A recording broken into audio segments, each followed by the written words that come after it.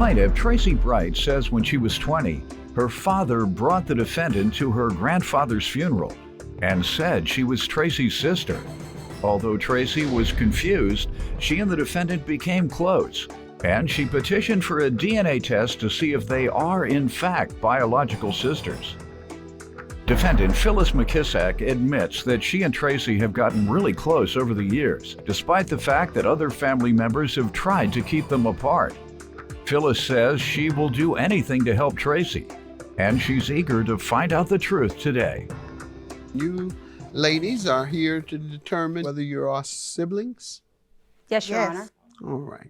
Start with you and tell me why you might otherwise question it. Hello, Judge Mathis. I apologize for the sunglasses, but due to a medical condition involving my eyes, unfortunately, I have to wear the glasses in court today. Fine. I am petitioning the court for a sibling DNA to find out if Phyllis is my next of kin.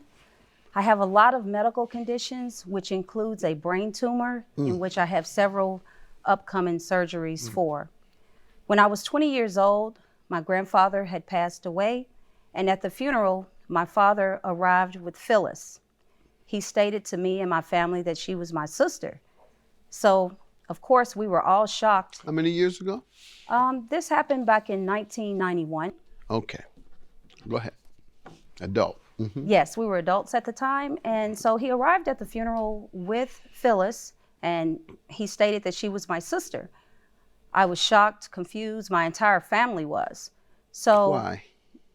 Because was he married to your mom or living with you never, all? He was never married to my mom. Okay. They just have me in common. Okay. That's it. So we were all shocked, and we had never seen Phyllis before. But you all had been in regular contact with your dad? You had? Yes. Okay. Yes. My father was present in my life all of my life. Really? Okay. Yes. And then had the daughter that you didn't know of, and that's why you were shocked, because you would see and talk to dad all the time, and he never mentioned it for 20 years or for many years. Yes, Your Honor. All right. So in 1993, I began working as a correctional officer. Phyllis repeatedly called my job and would try to persuade me to meet. At that time, I was still confused, and there was an inmate who was in custody at the time, which happened to be her aunt. Her aunt would try to persuade me to meet her as well. In 1995, a friend of mine said, hey, go ahead and meet her. Since 1995, we met and we've bonded as sisters. I can't imagine my life without her. With my medical conditions, we share a bond in which she has told me that if there's anything that I need, whether it be blood, tissue, organs, she would be there. Okay. That is why it is very important for me to find out if she is in fact my next of kin. Okay. In 1995, a friend of mine said, hey, go ahead and meet her.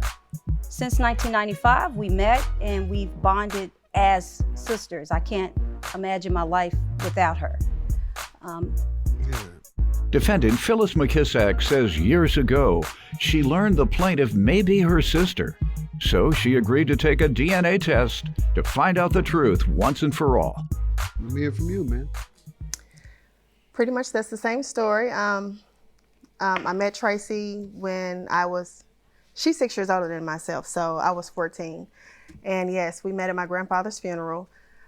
He tried to let us sit beside each other. The family wasn't really wanting that as well. I could tell that at the time when I was that age. Afterwards, I didn't go to the repass or anything like that, so I never did see her again until my later years. My father and I met when I was 9. He was in the military. He retired from the military.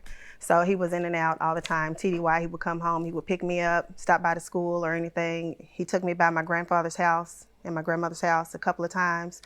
But he never really said that I was his child to them. When he would take me home, he would come back to the home or to his other side of his family, because we have different mothers, just the same father. He would go back to their family and say, oh, I just need her. She just needs somebody. Just 1,000 excuses of why I'm really not his, but he doesn't really know. So over the years, like she said, we have gotten really close. We're just getting older now.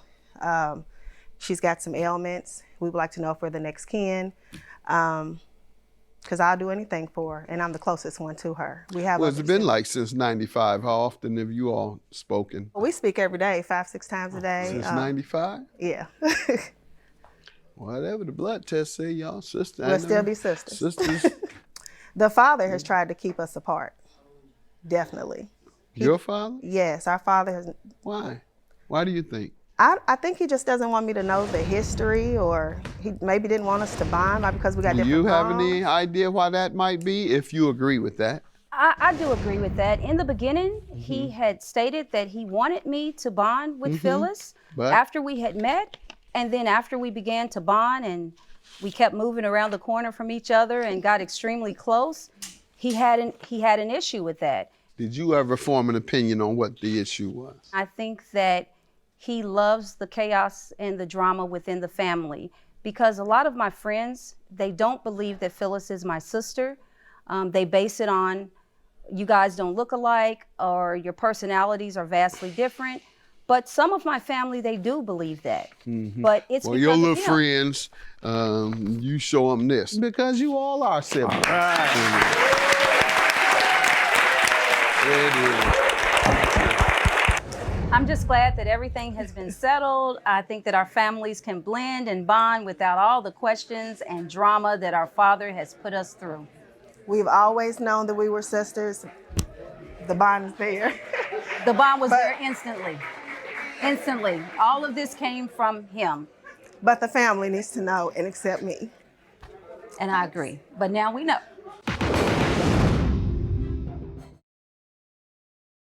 Plaintiff Carol Jo Wrench says one day as she was driving down the street, the defendant's son ran into the street, in the traffic, then into her car. Carol Jo claims as a result her car was damaged, so she's suing. Defendants Andrea Berkeley and her son Dylan say on the day of the incident, Dylan went to cross the street when the traffic was stopped. Andrea admits that her son hit Carol Jo's car, but she believes Carol Jo wants them to pay for pre-existing damages. Start with you.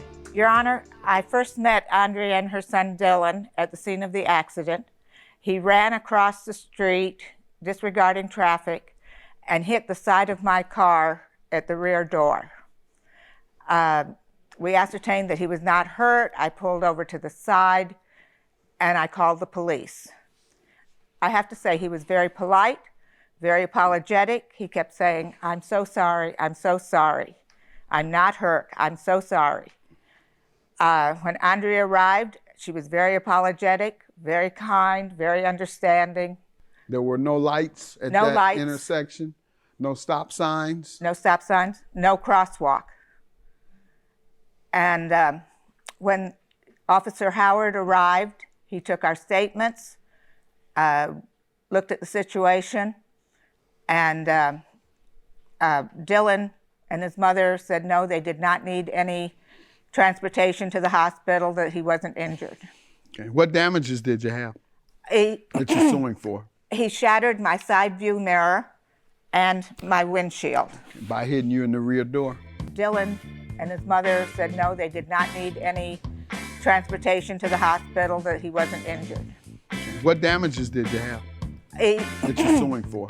he shattered my side view mirror and my windshield. By hitting you in the rear door? Defendants Andrea Berkeley and her son Dylan are being sued because the plaintiff claims Dylan ran into traffic and slammed into her car, damaging the plaintiff's vehicle. Let me hear from you all. Hi, Your Honor. I went to pick my son up from school, like I do every day. He was not at the pickup place. At this point, I said, well, I've got to go find him. I drove up. He was standing on the side of the road with Carol, and her car was parked. So I pulled to the side, parked my car, got out, asked what happened. She had said, you know, there was an accident. He was hit by the car. His hand was bleeding, his wrist. And Dylan said he was okay. I asked him, son, are you sure? He says, yes. She said, well, I've called the cops. I want to make a report. I said, okay, that's fine. What was that discussion? They took both No, information. The discussion. Mm-hmm. They talked with my son Dylan, and they spoke with her. They spoke with them separate. I'm not sure of the conversation with Carol, but What did you tell the police occurred, or that your son had told you, and what did your son tell the police? that he went to go cross the street. One side was stopped, the other was not. He did not see the other side. And by the time that he did see her car, he tried to stop and turn around. So there was a stop sign? No, sir. By the time he saw her car, he tried to stop and turn around so that she wouldn't hit him. And by the time it was too late. He ran out into the street while cars were moving? One side was, the other side was not. He did not see the other side. Why weren't the others moving if it was not a stop sign? Because there is a red light less than probably 150 feet from where this happened. So they were backed up. And she had just turned the corner. No, ma'am, just let me understand what you all told the police or the scenario, not what you keep referring to her. I want to take what you told the police as gold. So, and what he told the police at that moment, and what you say you told the police. So, you say the reason traffic was stopped, the part that he saw, is because it was backed up 150 feet. Yes, sir. At a standstill. Yes, sir. No, sir, that's not quite right. Let me finish with her. Okay. All right, and you told the police that, or he told the police that? I'm sure he did, yes. Let me let him speak. You tell me what happened. Tell you what happened where I told the police. Oh, you told it were they're two different things? So he's No, just telling me there's two different things because it's supposed to be the same. And so they're obviously two different things. So let me get back to you. Your Honor, the traffic was not stopped. Okay. Southbound, I was southbound and I was moving. But I had just turned the corner, like she said, so I wasn't even going the speed limit. Traffic northbound was very heavy. And when he saw a gap, that's when he darted across. There was no walkway? Pardon me? There was no walkway There's no walkway. I do have a diagram. That's correct. There's no walkway, and so No there walkway. was no legal. It was illegal for you to run into traffic. If there was no stop sign, no light, and no walkway? Right. All right, go ahead. I have a diagram, and I have the police report. Police report. No. And I have photographs. I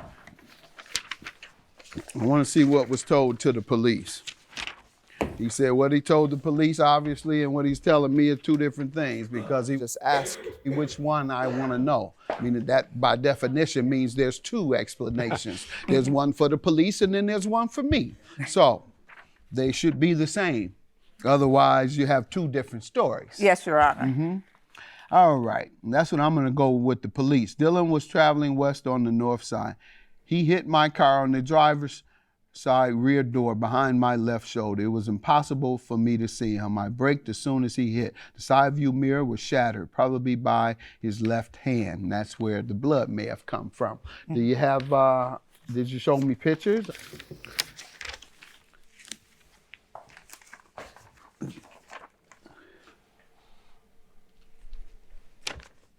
All right, and when you spoke with the mother about compensating you, what has she said? Well, I called the next day to see how he was doing, and she said he was sore and she had let him stay home from school. She then asked for the make and model of my car so that she could order a side view mirror for me. She called me back a few minutes later and said she had ordered it and that Dylan's father would install it on Friday afternoon after work. Friday afternoon came and went and nothing. All right, and last time you spoke with her is when? The Friday after What you're referring to? No, the Friday a week from then. Then she called me and she was very irate and kept repeating that you hit my child, which we know was not true. She said that she had filed in small claims court and had retained a lawyer to sue me for medical expenses. What happened with that? So I don't know. Okay. I think that was all a scare tactic. Defendants Andrea Berkeley and her son Dylan are being sued because the plaintiff claims Dylan ran into traffic. and slammed into her car, damaging the plaintiff's vehicle. Okay, what did your son tell you? I'm not going to let him tell me a different story for the police. That kind of, I don't want to hear two different stories. I completely yeah, understand. I want to go with one. I think so I'm you going to see if Mom got one. What story did he have for you? The same story is that, What do you mean that the one same side. one? He has two, remember? He has one for me From and one my for the understanding, police. Go ahead. Here's my thing. If he hit the rear door, how could he possibly have damaged any type of windshield? Never once has she said he hit a windshield. Ma'am? I believe what happened when I braked. Maybe you believe you were there. I was there, but I did not see what happened. I did not notice that the windshield was cracked until Officer Howard pointed it out. So what I think happened, he hit the side view mirror with his left hand, and that's how he sustained that cut. Yeah. And then I believe... You did say he was cut, ma'am. Yes, sir. I believe he rolled around the mirror and his backpack cracked the windshield. Well, certainly, I don't believe you would have been riding around with a windshield like this. No. And she did say his hand was cut, and that doesn't, how does she hit your child? Well, sir, when the only thing that was injured was his wrist from the side mirror, cut his wrist when he hit the side mirror. He couldn't have possibly hit the back door if he hit the side mirror, and he's coming How here. did she hit him? That's your defense today. And by the way, I would be suing her up and down if she hit my child. Yes, Today, sir. you're being sued. So how did she hit your child? Describe that. Well, Dylan darted out. Here's the cars here. Dylan went to go cross the street. He seen her car, tried to turn around so that he wouldn't not get hit, but he still caught the side Turn mirror around. to go back so he wouldn't be hit. And when he did, he got his wrist on her side mirror. So he didn't turn around quick enough. That's your point? Yes, sir. All He never hit the ground. If he'd have hit that windshield, he'd have been seriously injured. Nothing on him. What defense do you have against him running across the street illegally? What do you have to say about the illegal act? I really don't. I really hope that he's learned his lesson to really, just wait and be patient. Good. I really do, but Well, at the same time, $350 might help him learn that lesson a little quicker, particularly when you have to pay it. We were in a school zone. Pardon me? We were in a school zone, and I do expect. Oh, what he people did to was legal? No, sir. Okay, that's the only issue here. And his negligence caused her damage. When you commit an act of negligence, you're responsible for the damage. Certainly committing an illegal act is an act of negligence. And so he caused damages by his actions. $350 is your judgment. Have a good day. I'm just really sorry this had to happen. Me too. I really wish she was honest and she knows the windshield was broke before we ever got here. I try to be nice, replace the side view. You can't make everybody honest. I'm sorry. There has been some lying, but my windshield was broken by Dylan. Plaintiff Hermel Carter met the defendant in college, and they had a sexual relationship for 3 years. Hermel claims she and the defendant reconnected years later, and now she's suing him today for an unpaid loan. Defendant Brian Pickett says he and Hermel were nothing more than friends with benefits, despite the fact that she wanted a committed relationship. Brian says Hermel even wanted to get with him last night, but he declined and is countersuing for harassment. Start with you. Well, first, let me start by saying hello, Judge Mathis. And as we affectionately say in Detroit, what up, though? And also, I need everybody to know that today is my birthday. So thank you. Thanks for spending part of it with us. Thank you. Thank you for having me. Judge, today, unfortunately, or fortunately, because I am graced with your appearance, myself and Mr. Pickett, we met back in 1994 in college. He was a Western Michigan University. He was a freshman. That was my first year. I went to school a little later in life, so I was a little older, but I didn't look it, right? So, Brian, he's a nice looking guy, right? So we had a lot of cat and mouse type of, flirting going on campus, but I'm not taking him too seriously. What was that? I object. So I wasn't taking him too seriously, just like I'm not right now, right? So Brian, he was a dancer. He had a performance, and I was there, and I'm sitting Indian style, right? Minding my own business, enjoying the show, right? Next thing I know, here comes Brian, and his dancing name, was Be Nasty, okay? Here comes Be Nasty crawling across the floor to me. Crawling, Judge, right? Next thing I knew, he was putting this move on me, and I was like, hey, right?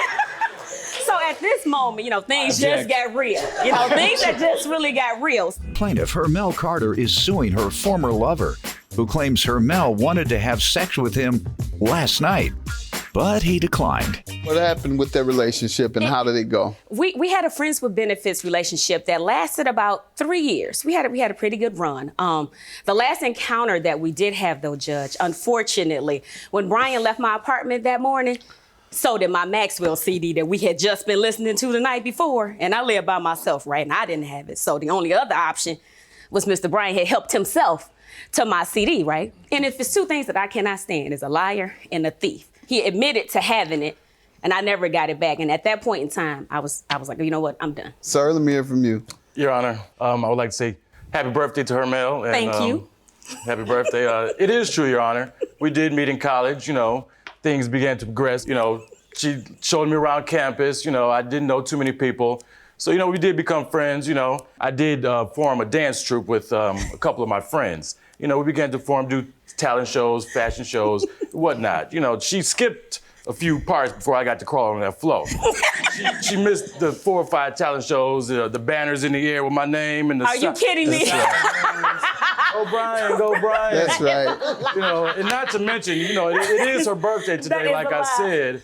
But she wanted an early birthday present yesterday, if I'm not mistaken. But what gave you that impression? Oh, well, just she called you. She reached out to you. Come celebrate my birthday with me. Oh, But I am involved with someone that I love very much. So I declined. So you all were together 3 years. Why didn't it go any further than a booty call? Oh, because we were just friends. I was living a college life, Your Honor. I was always busy, doing the, entertainment thing. And, she wanted more than that. She let me know, but... And you let her know that you didn't? I did not. All right, good. Yes. That's an honorable thing to do. Yes, Your Honor. To 98, after I left college, I found her on Facebook a couple years ago. So I friend requested her. Yes, I friend requested her because, there was no bad blood. I thought we were friends, right? So I was going through some hard times, just had a divorce, a couple legal issues going on. I knew she had a good job, and I knew she would give it to me. The benefits? The money. Oh, that's what she's suing you about, the money. So did you know she would sue you too? No. Okay. All right. Okay. Next time you're looking in the crystal ball, make sure you see that part. If I don't pay her back, she will sue me. Now, let me hear from you on the specifics of the lawsuit. Plaintiff Hermel Carter is suing her former lover, who claims Hermel wanted to have sex with him last night, but he declined. Go ahead. Anyway, Judge, back to the facts of the case. Again, he did send me a friend request in early January of 2011, and he was like, yeah, I remember, back when I can't even say because it's not gonna be on Judge Mathis After Dark, but when he put that move on me, he was like, "You want some more?" And I was like, "Brian, we just re-hooked up. Really, that's how we go like that. Just boom, let's just make our way to the boom boom room." Yeah, so I do have evidence. I have Facebook inboxes. Of what? Of the conversations between Brian and myself. We gotta get to the loan. We get to the loan. So Brian did. He called me. He said, "Hermel, I need a favor." And I'm like, "Brian, what?" So he says, "I need some money." "How much?" $400. So I said, "Okay, Brian, I'll give you the money, but I'm gonna need you to sign this promissory note, good. right?" Let's see it. Because I watch a lot of court TV. That's you know right. what I'm saying? I know how this thing works. I need to, make sure I dot out my I's. Where'd you graduate and cross out my in? T's. Electrical engineering. You do have a good job. I do. I do. I hear y'all got bonuses again this week. You still ain't gave me a dime. Part of the harassment, Your Honor. That's collections. Right. And Judge, and I ahead. purposely made sure that all of our interactions after I had actually, extended him the money, and we were now in a business agreement, that all of my interactions with him were documented. All right, but you all had this friendship with benefits thing Yes. going all these years. You just didn't tell him he could work it off? No, I did not. I did not. And in fact, I have I'm documentation. talking about, maybe y'all nasty. I'm talking about talking about around the house. I'm talking about mowing the grass or fixing the windows or something. And I don't know what's on there, man. That's what I meant, work it off. Go Well, ahead. Your Honor, in regards to that birthday gift, I think that's what she was trying to imply. All right, let's get back to the case and the $400 she alleges she loaned you and says you have not repaid. Yes, Your What Honor. do you say? Well, Your Honor, like I said, I was going through such legal hard times at the time, a recent divorce, and I just wasn't able to give it to her. I did plan on paying it back. I asked her for the time to extend it, and she also told me don't worry about it. Actually, after I made him the loan, he set up the terms of the repayment. I gave him the money in June. He asked if he could make $100 payments Right, I saw per that. month. And he said, can I start in August? And I said, fine. In August, I reach out to Brian, okay, where's my money? Did he not have that? Have you received anything? I have not received not anything. Over a year? Well, she told me I Counterclaim for didn't- $250. How did she harass you, sir? Because she told me I didn't have to pay it back, Your Honor. That's harassment? Well, because after... Then that should have been your defense. She continues Ask to you tell... what your defense is. I don't have it. That's my defense. Your defense should have been she told me I didn't have to. She forgave the loan. Now I'm asking, I said, what's your counterclaim? How did she harass you? By telling me I didn't have to pay it back. That's not harassment. That's a gift. How did she harass you? With the countless messages and... Saying what? Talking about she has, I guess, some friends who work where I work. And so before I knew how much I was getting paid, she would call me to tell me what I was going to get and how much she was going to get. All right. Which I didn't even know I was going to get the money. Like I said, I had the other legal That's obligations. not harassment, sir. $400 is your judgment. Your counterclaim is dismissed for $250. Man. You're more disappointed in the low. Correct. I'm more disappointed. You're right. I'm more disappointed in him than some of the crackheads that come in here. Man, come here with that. This your opportunity to give me one last day. I'm sorry I put it on her like that, you guys. We recently spoke with plaintiff Hermel Carter and defendant Brian Pickett, who both told us that they are still friendly with one another. Hermel claimed she hasn't seen Brian in person since their case was heard, but Brian told us they did see each other and were somewhat intimate.